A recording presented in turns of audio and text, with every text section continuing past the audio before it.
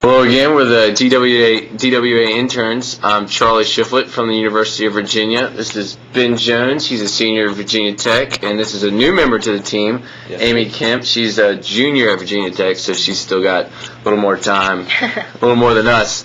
And today we wanted to discuss a little bit about credit cards and the dangers and the potential benefits to having those, and how we can use those to help our personal finances out. I think we were going to start out and just kind of discuss our own personal experiences with credit cards thus far, being college students. I don't have a credit card and haven't had one, so I guess one of the benefits there is I haven't been able to get myself into debt yet, but then I'm also not necessarily building a credit history or anything like that and building up my credit score and missing out on a lot of rewards and things like that you could have with credit cards. I think, Ben, I got my first credit card, I think it was 2 years ago. I was hiking across Spain and I had my debit card, and my dad was like, well, maybe you should get a credit card just in case. And I spent probably about $200 on it, not too much. But the problem that I faced was the fact that I didn't pay it off right when I got back. Right. And I think that's the important part about having a credit card is just making sure after each month, you pay it off. Mm-hmm. Because essentially it's like a 30-day, free interest loan. Yeah. And as long as you pay it off after each month, you're fine. And I didn't do that. And so I think that's one of the mistakes I made. But, right now I'm just trying to manage it and build up a credit history. There you go. I got my first credit card when I started college, and I got it for the sole reason to build credit history. But now that I've gotten used to using it, it's really been beneficial as far as earning rewards on stuff that I would normally purchase. You can get a lot of, you can have a printout of your history of purchases, which is good to have, and it also offers security in regards to, whereas with cash you don't have as much security as you do with a credit card. Sure. So I think one of the most important reasons people our age should get a credit card is to start establishing credit history, which is going to be really important for people who are just graduating and maybe looking to buy a car or rent an apartment, or even if you're still a student, getting student loans. Especially with the current economy and the credit crisis, a lot of banks are going to be cracking down and getting stingier with any loans that they're going to be given out. I don't think one of the things is that people our age probably don't understand what goes into a credit score and what a credit score means. Yeah. The credit score is a number between 300 and 850, and it demonstrates to loaners the likelihood that you're going to pay off your debts or keep current with your payments. And it can affect whether or not you get a loan, different interest rates on certain loans, all that kind of stuff.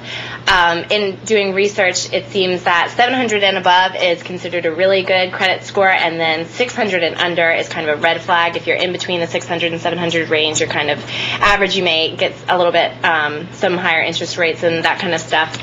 And more importantly, especially in our generation, our age, the college kids, the millennials, if you have a poor credit history, it can affect your chance of getting, a job. Yeah, down the road. With the government or with any company, they do look at that sometimes. Yeah. So be aware. I agree. Yeah. Some of the factors, you may be asking yourself, how do they calculate your credit score? There are four main factors I found. The first is your payment history. That's if you're on time with all of your payments, up to date. You've paid in full what was due at the time it was due. The second thing is how much you owe. If you have outstanding balances on certain cards, or if you're maxing out your credit card, you'll be given a credit limit. So if you're using a high percentage of that credit limit every month, and creditors are noticing that, then that can hurt you. Other things are new credit. You don't want to be applying for lots of new types of credit at the same, in a short period of time. So you don't want to go out and try and get 5 credit cards at one time, because that looks a little iffy to some banks. And then the last thing is just some other factors, different types of credit you can have once you get older. Obviously, a mortgage loan, a car loan, credit cards, all that kind of stuff. So, but one of the easiest ways to hurt your credit score is to go into debt, and I think Ben has some numbers. Yeah, well, let's say you have $1,000 in credit card debt. You went to the restaurants, you bought a new MP3 player, something like that. Balling out. Well, you're a baller, shot caller. I got you.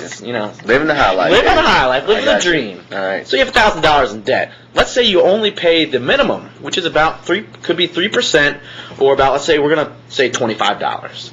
it will take 5 years and 3 months to pay off that balance of $1,000.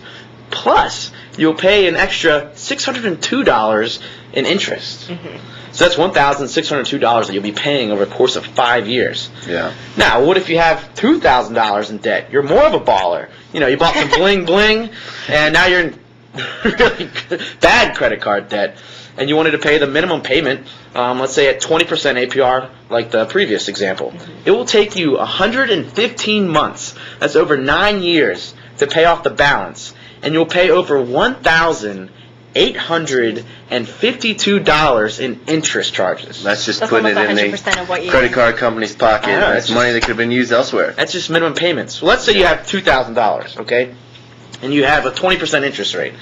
And let's say, you know, you have no monthly charges, and you want to like pay a little over the minimum payment. Let's say $50. Okay. Your current interest spending will take 67 months to pay off that debt of just $50 a month that you would pay, and you'd also incur $1,324 in interest charges. That's a lot of So that is $3,324 that you'll be spending to pay off that credit card debt. Well, let's say you have another $2,000. You're still a shot caller baller. You have a 20% interest rate. And let's say you have a monthly spending charge is about $200. And you want to pay it off in 12 months because you're freaking out. Okay. At the current rate of spending, it will take payments of $386 a month to pay off the credit balance in 12 months. And let's say you're to, pay off that $2,000 immediately, you could avoid $224 in interest cost.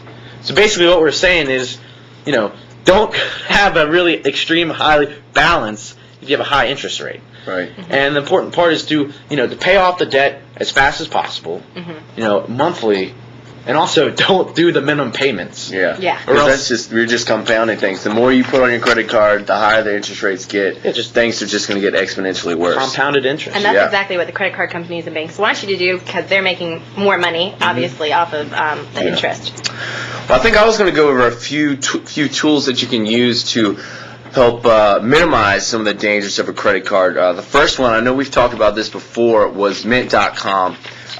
This is one of the websites that enables you to put all of your accounts together, your savings account, checking account, all things like that. So you can see how much you're spending on your credit card and how much debt you have there. And they have a lot of different tools on like an open forum where people discuss all sorts of things. Another website similar to that was Sabi.com that I think is even better in terms of getting user feedback and support like that. And I went just top tips in incorporating community on Wasabi.com. They had all sorts of forums. I just went through one, and it just gave you how much you could save by going to comparing two different restaurants, like Arby's or McDonald's, or using American Airlines versus Delta Airlines. It was a great spot. I think the first place should start if you're opening a credit card or need some help, creditcards.com, which I think you used some. It had the credit card calculator, which put out some of the numbers that we use.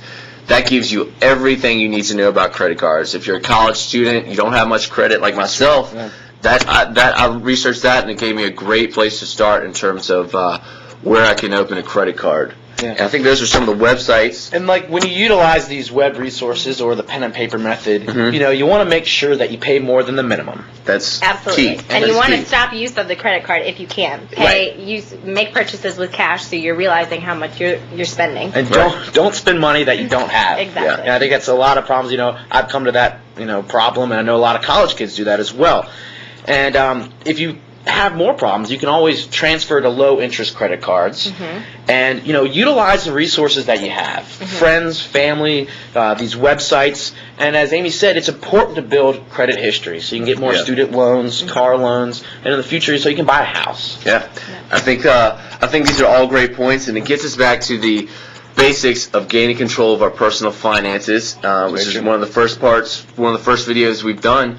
I think that's going to wrap it up here. DorseyWright.com, DWA Interns at DorseyWright.com. And if you're a baller, feel free to email us at DWAInterns.com and the blog at DWAInterns at blogspot.com. Yeah.